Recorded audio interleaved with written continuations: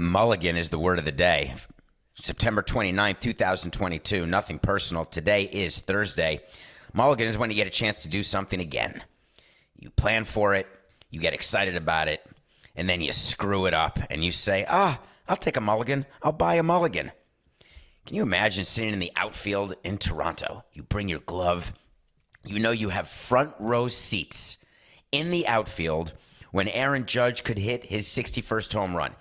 Basically, you stood online, you've gotten a lottery ticket, and there's a really decent chance. It's not like 1 in 300 million. Let's say there's 5,000 people in the outfield, but there's only about 300 people in the first row.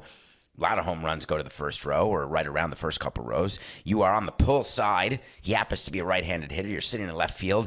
You're getting dressed for the game. You have one thing in your mind. Don't forget my glove. Go to the game. Pay whatever you can for the ticket, because if you get the 61st home run ball, you're looking at what? $500,000 Canadian? That's even better, by the way. You're looking at $500,000 US, eh?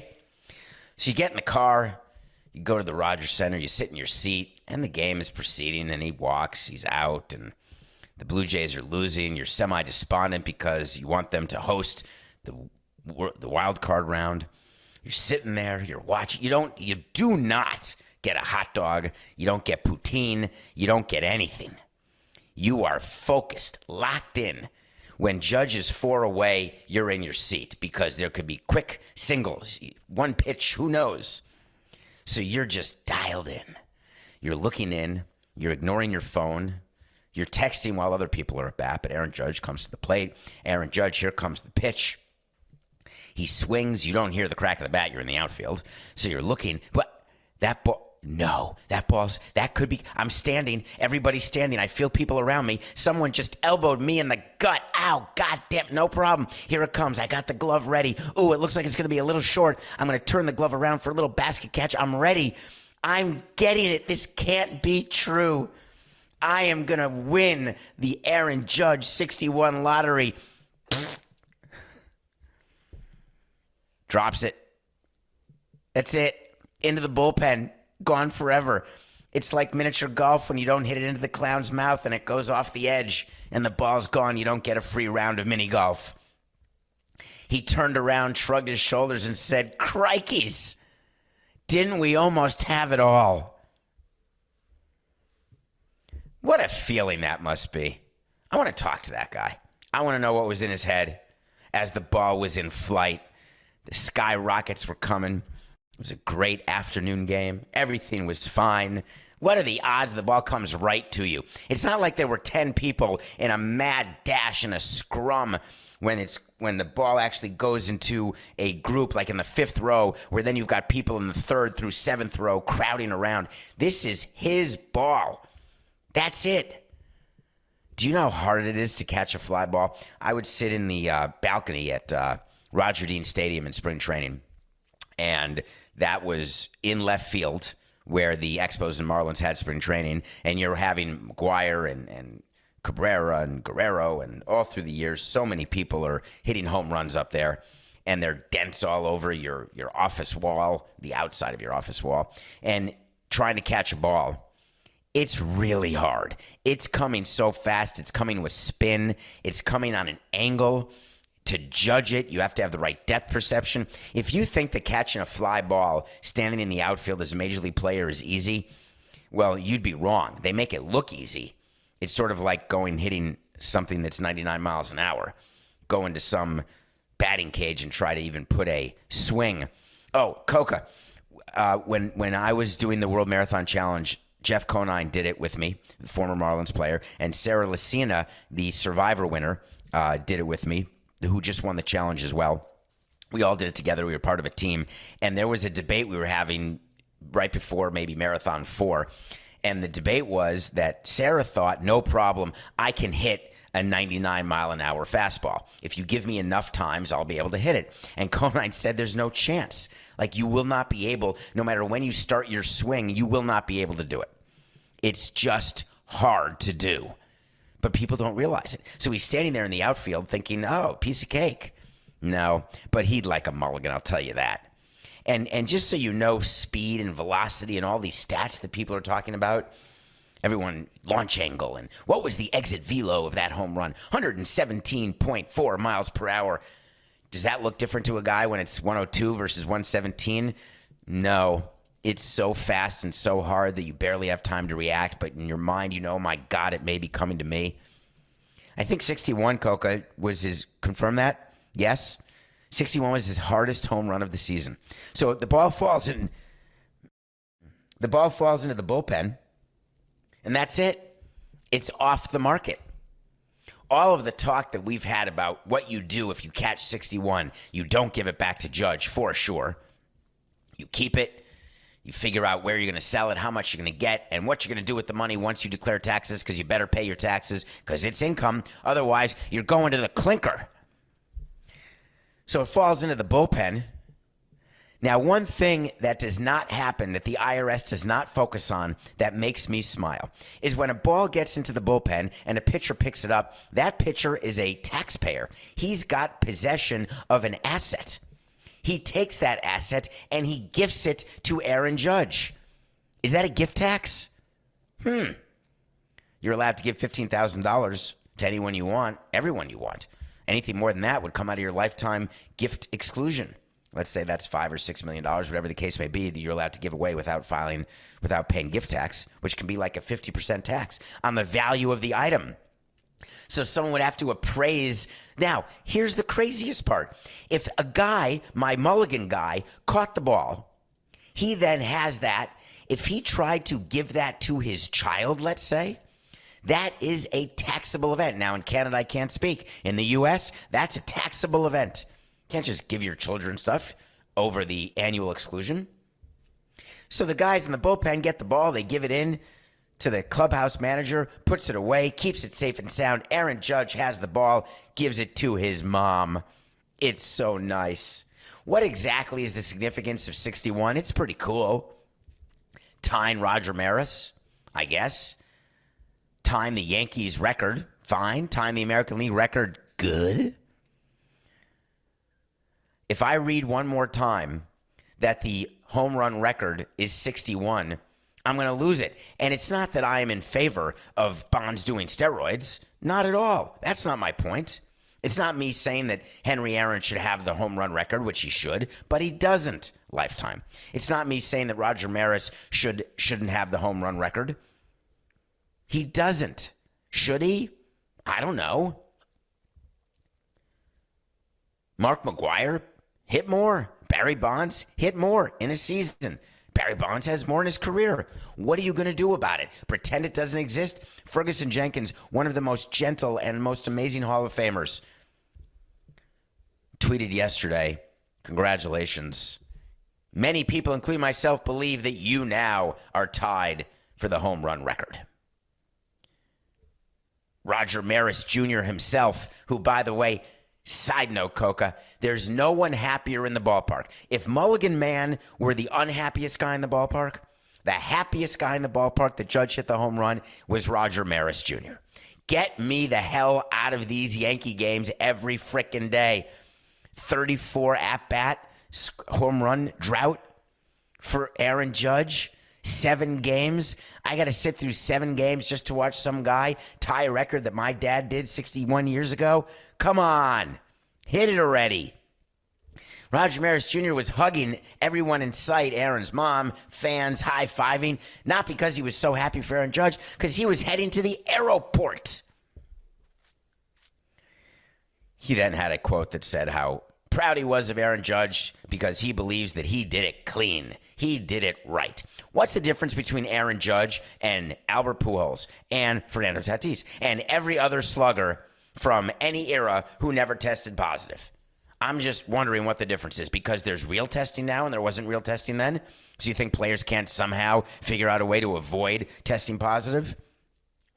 I am not saying, don't you at me, that Aaron Judge does steroids. Absolutely not.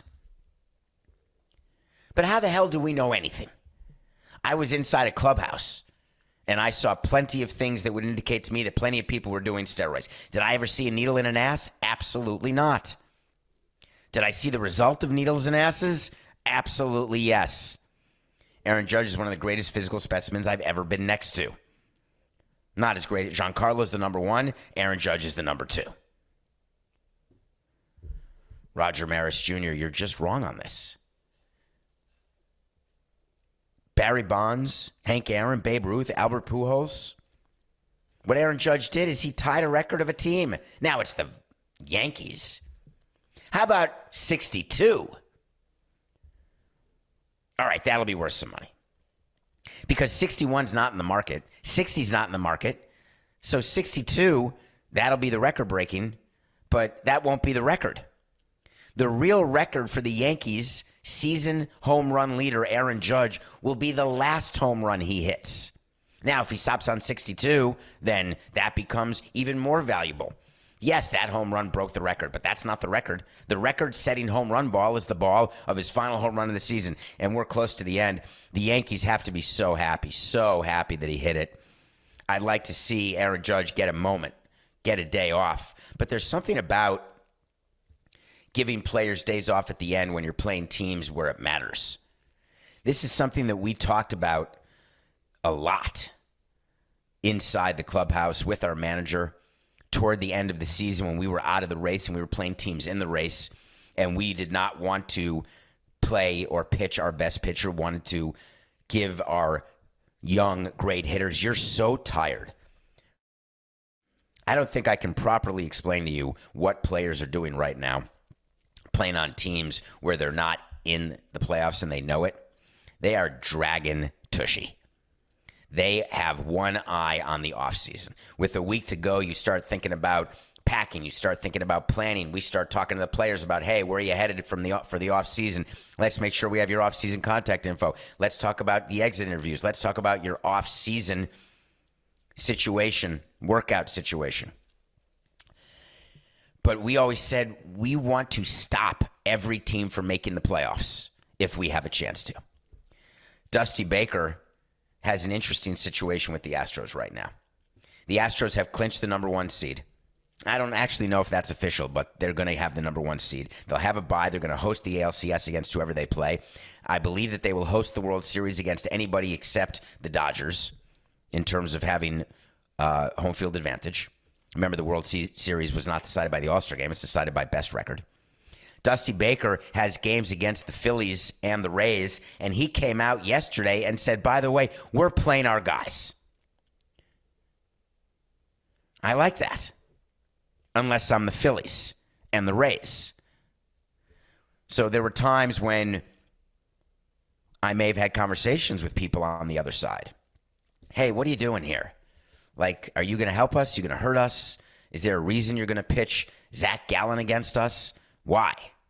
You don't need to. I'm talking about the Diamondbacks now who play the Brewers. Marlins, Sandy Alcantara, what does he have to lose or win? He's going to win the Cy Young. Why pitch him again against the Braves to end the season, let's say? When the Mets need the Braves to lose, the Marlins could say, you know what? I'd rather the Braves win because I don't like the Mets. That kind of petty conversation actually takes place. When you run a team in a division, let's say the NL East, you sit with your GM and your manager and your owner, and you talk about which team you don't want to win. Who do you want to hurt more? Who do you dislike more? And it can be personal. It can be about an owner. It can be about a president. It can be about a GM. It can be about a player. It can be about a feeling. It can be about a business transaction. It can be about a spring training slight with scheduling. It can be about anything. We are so petty in baseball that we think about these things, and every once in a while we act on them. But Dusty Baker going ahead and saying, hey, we're playing our guys. If I'm the GM of the Astros, I'm sitting down with Dusty and saying, listen, I hear you.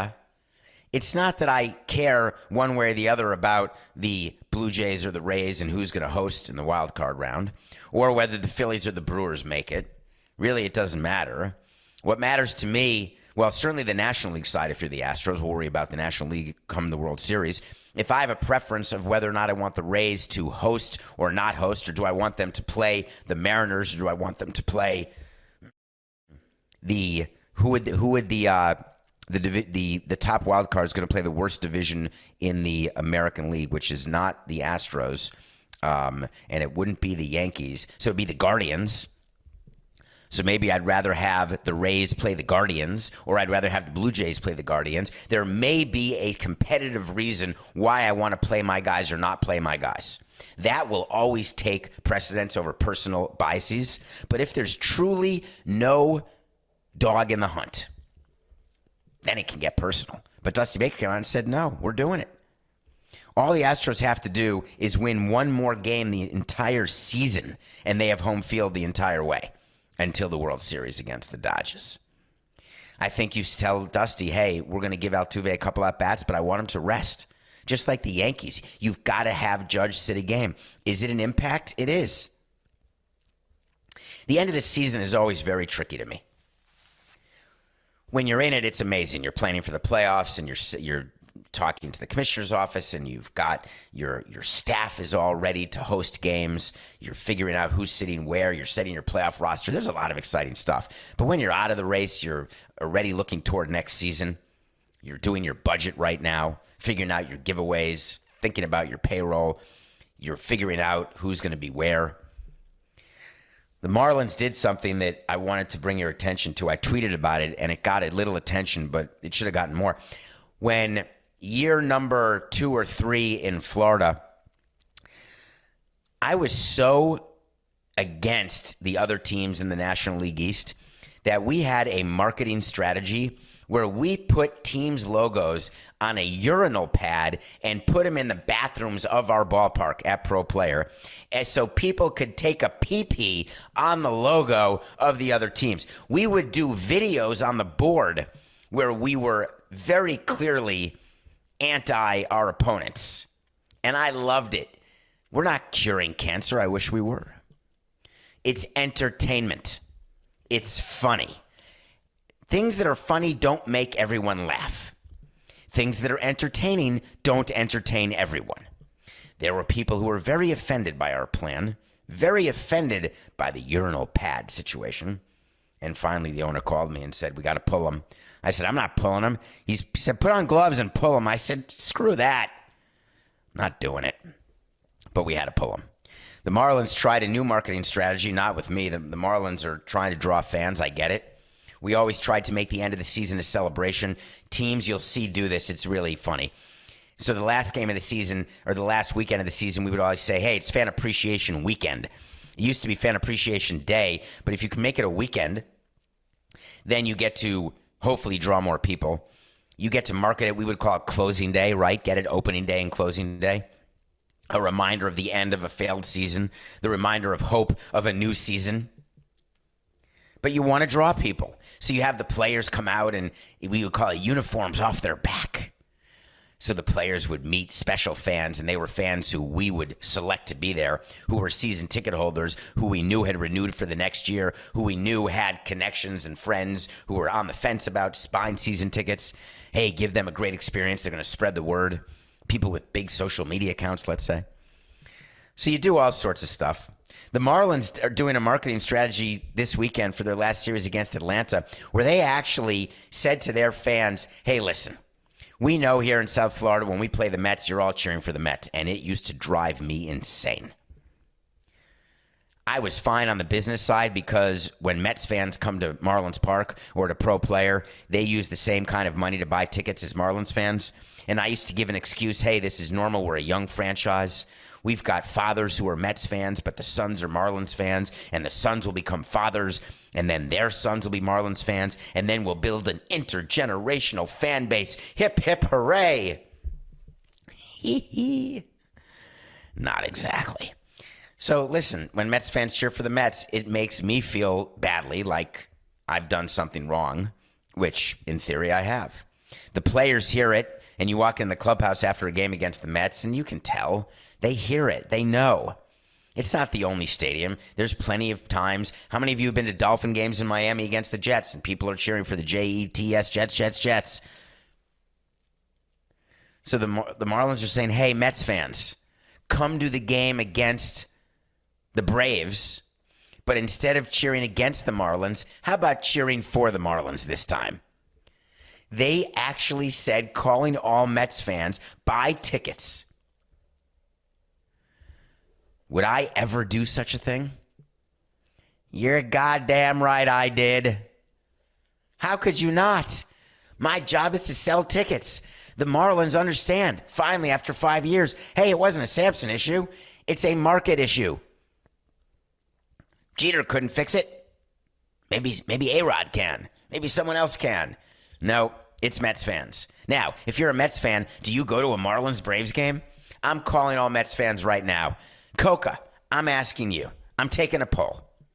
If you got an email that said, calling all Mets fans, come to Marlins Park against the Braves and cheer on the Marlins, are you getting off your couch? Give me a yay or give me a nay. I'll bet you $1 it is a straight, absolutely no chance toilet pants. You don't have to yell it. I got it. Coca just said, absolutely not. Well, we'll see what the attendance is and see whether or not that actually happens.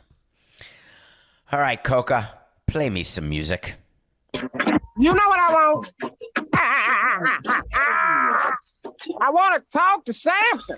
So you want to talk to Samson. That's from a movie called Half Baked. Check it out. Try to be 69 100 baked when you do, but if you can't, then just watch it. There's a character named Samson, and people want to talk to him. If you want to talk to me, DM me at David P. Samson on Twitter. Ask a question, and I may get to it. I may not. I may respond. I may not, but I damn well try. David, that's a good way to start. Were you ever in meetings where gambling partnerships were discussed? It seems leagues and teams may benefit from fans' losses. How do you feel about that? That is a great question. So let me answer the first part very quickly because I got to get to the second part. Have I ever been in meetings where gambling partnerships were discussed? Yeah. We always wanted to do business with the Miccosukee tribe. We did do business, but we had to beg baseball. We always were trying to sit with baseball and say, hey, why can't we do business with Vegas casinos? No, it's gambling. You can't talk to Bud Selig about gambling. What about Rob? Nah, maybe, but not now. Come on. All right. We can do advertising with tribes. No problem. Wait, what about more? Well, let's see. Oh, should we invest in some of these companies? Should we embrace sports betting? Hell yeah. Wait a minute. I'm out of the game already, Rob. Come on. Of course I was in meetings about it. It is a source of revenue for teams. Before I get to the second part, I want to just be clear how it works in the business of sports. When there is a sponsorship, let's say Budweiser is sponsoring your team. And you know that because you go to the game and wow, there's a Budweiser sign. And then you go to the beer stand and they're selling Budweiser. Do you know who makes money every time you drink a Budweiser? Yeah, the team does. You know this, right? The official mortgage partner of Major League Baseball is Loan Depot. Do you think that there's part of that deal where any sort of engagement leads to more money? By the way, do you think when I do a read and I say, hey, /.com/SAMSON, yeah, the show, CBS in this case, gets more money the more people who do that. Are you aware of that? Of course you are. Does it bother you? No. You get 10% off. You get to drink a beer. You get to go to a game. Are you more likely to use this product versus that because they are aligned with your team? Those are focus group questions that are asked all the time, and they make me laugh. Ho, ho, ho. Ooh, do I want a ho-ho right now. I've not eaten in a full day. I'm doing like Yom Kippur before Yom Kippur. No water in the last 5 hours. I'm thirsty and hungry, and I just said ho-ho, and my stomach did a little growl, even though I'd rather have a Hostess cupcake than a ho-ho. I'd rather have a ring ding than a ho-ho, and a Hostess cupcake than a ring ding. And of course, a Twinkie's fine anytime. Can we take a break so I can eat something, even though I'm not allowed to? Come on. Coca, just 1 minute. All right. So do you use a product because it's associated with your team? Because we tell sponsors that you do.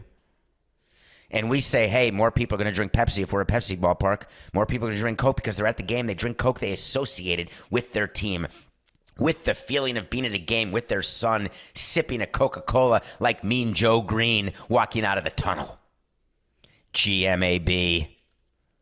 How many of you are Pepsi people that switched to Coke when your team was a Coke because you've always had Pepsis, but now you said, you know what, I want to do Coke? That came out wrong. Gambling is a whole different thing. Are you aware that a story that came out yesterday, and I'm going to gloss over it because the point is not the story, the point is what you think of the story. There's minor leagues in Europe, right? There's the English Premier League. That's the major leagues. Then there's the EFL, which is like the minor leagues. It's like AAA, let's say. There was a document that came to light that teams in the English Football League were profiting from sports bets that were made by their supporters because they had an affiliation with a company called Sky Bet. Doesn't matter what it is, doesn't matter the mechanics of it. Here's the net. You make a bet on your team or against your team as a fan or supporter of your team. They're called supporters across the pond. They're called fans here. And your team is like on commission. They're getting just a tiny little stipend of every time you gamble. But it's worse. What if they were only getting money based on losses? Hear me out. Imagine if the Marlins did a sponsorship deal with a gambling company, let's just say FanDuel. Let's say BetMGM, better, BetMGM. And the deal was that when people sign up for a BetMGM account and they say they're Marlins fans and they click the link that says we are here as a Marlins supporter, they place a $10 bet and they lose, then MGM says, thanks for the $10. We're giving 50 cents to the Marlins. How do you feel about that? That some of your gambling losses are going to the team that you support. Do you have a problem? Why? What would your problem be? Do you have a problem when you buy something that money is going to the owner of the company? Do you have a problem when you buy something on Amazon that money's going to Jeff Bezos? Or is going to the VP of operations of Amazon? Or it's going to stockholders of Amazon who are unnamed by the tens of millions? Anything you do you focus on who's getting a cut? Now we're hitting it. Pay dirt time. Virtue signaling. I want to make sure that what I do and the money that I give and the money that I spend is going toward the righteous. I don't want to support anyone who's supported by Saudi Arabia or Qatar or any of the other countries where they believe that genocide, misogyny, and racism is the way to go. It's the trifecta of living.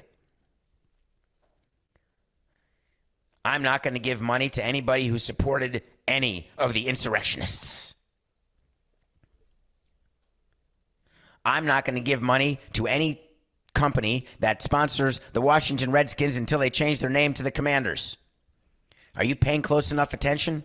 I'm not going to wear a piece of clothing that's made by slave labor in China. Are you surprised by any of this? Are you learning for the first time on this show that there's a chance that your favorite team makes money off your gambling? Can't be, right? Can't be. If it is, you got your head in your sand like an ostrich, hiding or looking for worms. Hey, Ron, do they eat worms? I don't know what they're doing when their head's in the sand. What are cranes doing with their head in the sand? The only thing I can assume is they're getting food. But that's a good expression. Half of us live our lives with our head in the sand. It's way easier, isn't it? When you don't have to worry about all the bad stuff that's going on right outside your front window. I did it last night. I did it with Hurricane Ian. I don't live in Florida anymore. Hurricanes used to be your life. It's your jam if you're in Florida. I keep thinking about my friends and family in both South Florida and the west coast of Florida. People in Tampa, Sarasota, Clearwater, all Fort Myers.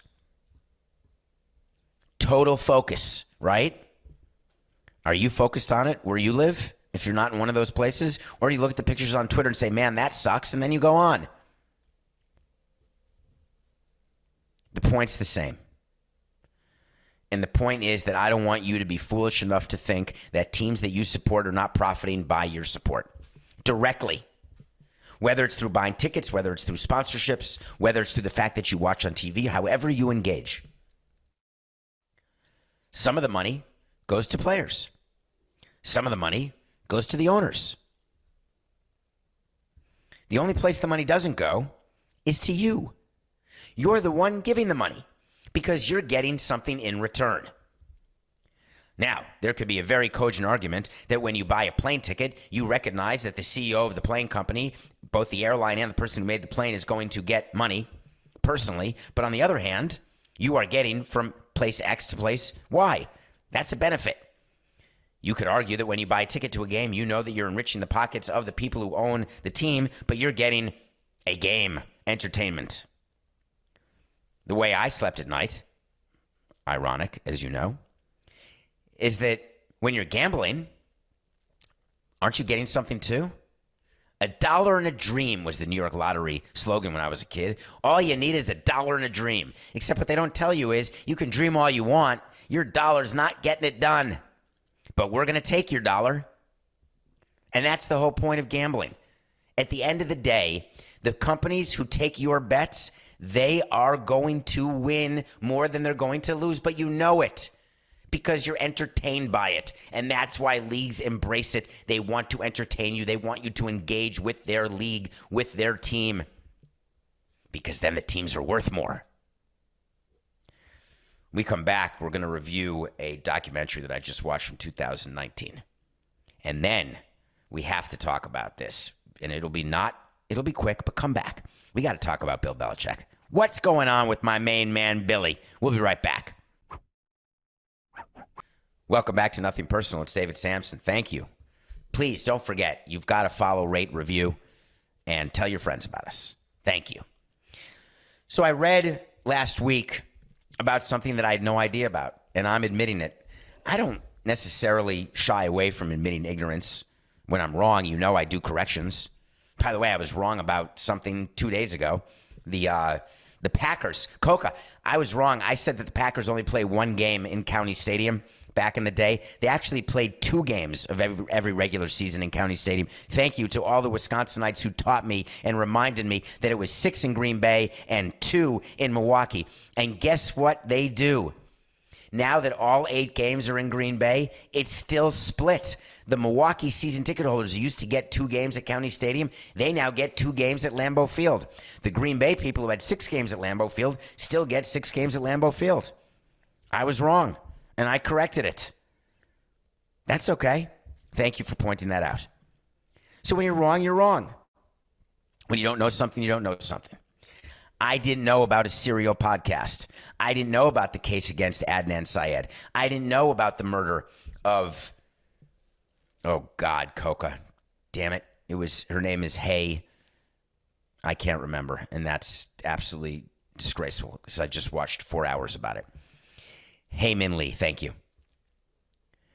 Back in 1999, there was a murder of an innocent teenager who got strangled and her body buried. Her body was discovered, and Adnan Syed was charged, convicted, and imprisoned.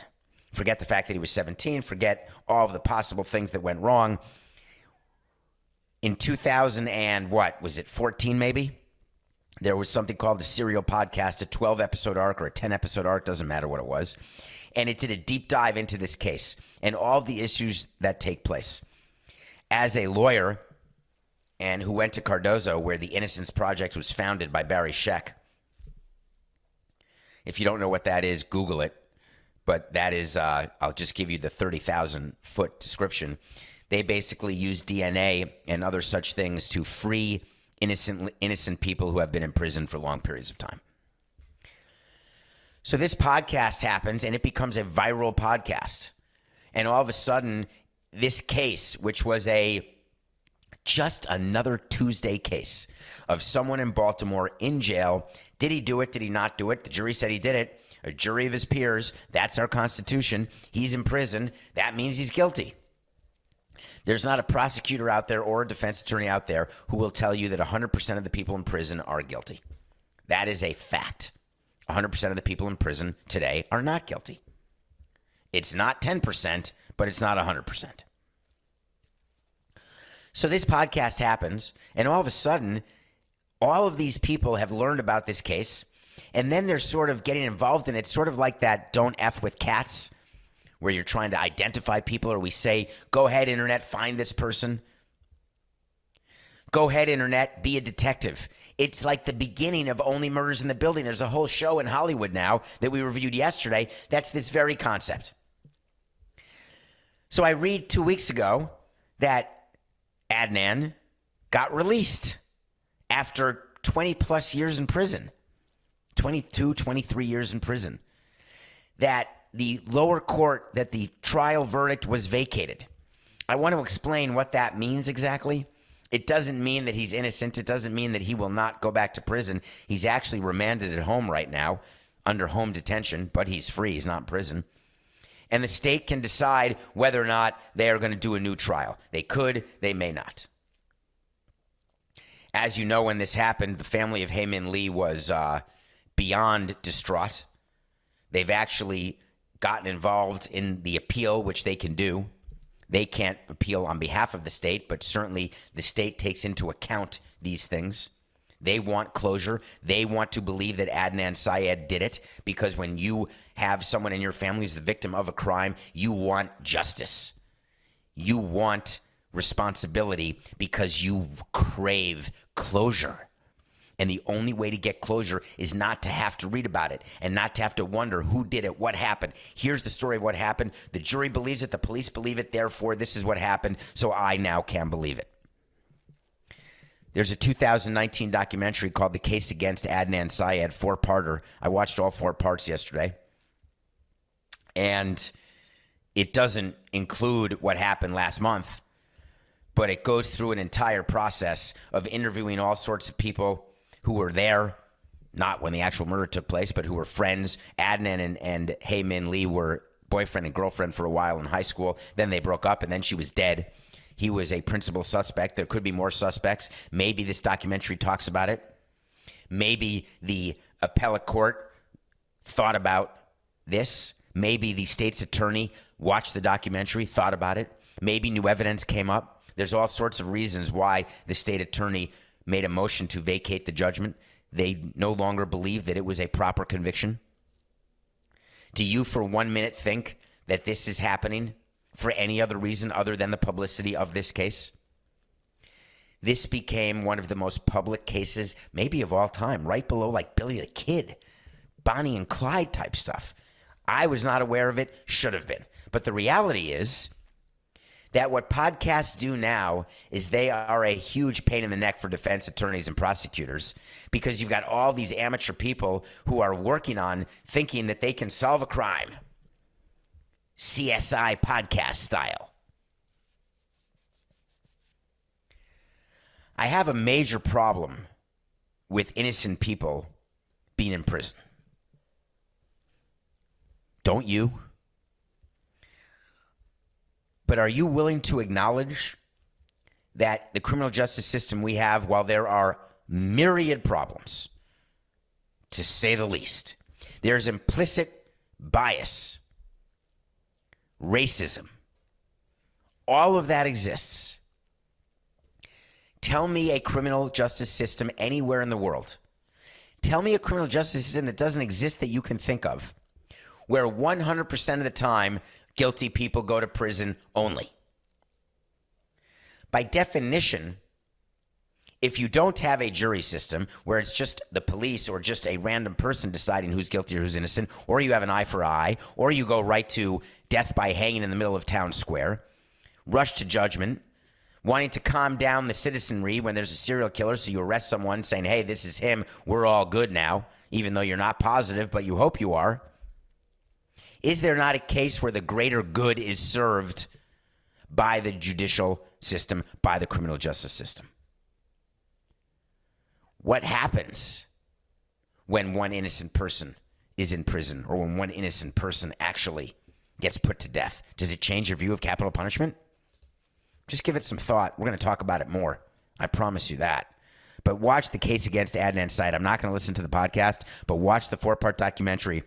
And you can read an article. There was a good summary about this in the New York Times. There's articles all over online about what happened when the judgment and his conviction just got vacated last month or 2 weeks ago. It's called The Case Against Adnan Syed. Transition back to sports? Okay. Bill Belichick is trying as hard as he can. He's trying. That was not Coca telling me to do it. That was me telling me to do it. I just did it in my outside voice. He's trying. He's trying to win without Tom Brady. He's trying to win with Mac Jones. Mac Jones got hurt. He's got this ankle sprain. Ankle sprains are bad. And what you do is when your ankle gets sprained is you go and you get an MRI, and then the doctor calls the trainer, and the trainer the GM you, and you look at things and say, oh, God, it's 8 to 12 weeks. He's got to be put in an air cast, or he's got to be immobilized, or, oh, he's okay, but he's just going to be on crutches. Is it a high ankle sprain? I always like that. Is it high or is it low? Do your balls hang low? Do they wobble to and fro? I mean, that's how we talk about like ankle sprains. And we do that with hamstrings too. Is it high hamstring or low hamstring? Is it right in the tushy region or right where the knee is? So Bill Belichick is meeting the media, trying to figure it all out. And he just kept saying when he was meeting the media, yeah, he's day-to-day, he's day-to-day, he's day-to-day. Everyone's day-to-day. Who's not day-to-day? Act accordingly. We're all day-to-day. The question is, how about another opinion? It's one of the great fights that I had with players over the years was on the concept of second opinions. The collective bargaining agreement in sports, in baseball, in football, it allows for second opinions not from a team doctor, because there is a distrust of people, players distrusting management, that we're going to have our doctor say, hey, you're not hurt, or hey, you are hurt because we don't want you to play because we want to keep your salary down going forward, or hey, you're not hurt, we need you to play even though your shoulder hurts, your elbow hurts, your knee hurts, whatever. In 18 years, I never once manipulated an injury. I certainly would say to a player, hey, we want you playing. Like with Tua, hey, your head hurts, your back hurts, we need you playing. Come on. We're playing Buffalo. Would I want my players to play? Yes. A second opinion is when a player says, I don't like this team doctor, or I don't like what this team doctor is saying, therefore I'm going to ask another team doctor. It's like you. When you go to one parent, you don't get the answer you want, so you go to the other parent. Do your kids do that to you? Do you do that to your parents? If you don't like the answer you get from one person, keep going until you like the answer you get. I don't like your view of that. I'm going to speak to someone else. The doctors who give second opinions are doctors who are certified by the union. You don't just get to go to any Tom, Dick, and Harry. The union certifies it, and it's agreed to by management. There is a list of non-team doctors who are quote-unquote second opinion doctors, and those are the doctors you have to go to. Now, we don't manage those second opinion doctors the way we manage our team doctors. They don't answer to us the way our team doctors answer to us. I never understood why players weren't more upset that they didn't realize that there was a correlation between who the team doctor was and the hospital who sponsored the team. Go take a look at that the next time you go to a stadium, just out of curiosity. The next time you go to Dolphin Stadium and see that there's where their spring training or they do their practice at the Baptist Center and their team doctors are from Baptist, don't get me wrong, good doctors at Baptist, great doctors at University of Miami, but it certainly helps when there's sponsorship money. Did I just say the quiet part out loud that you never thought of? Come on, of course you've thought of that. So Mac Jones is going to go for a second opinion. What's it going to say? Who knows? Does it really matter? I just know that I used to wait for those second opinions because rarely did the second opinion not agree with the first opinion. So I got to go to the player and say, look, you just went to your guy. Can't you believe in our guy has your best interests in mind? Well, no, David, doesn't he have your best interest in mind? I said, yeah, but there's a lot of intersection.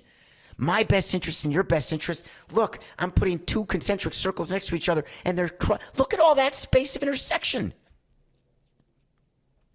111 and 85.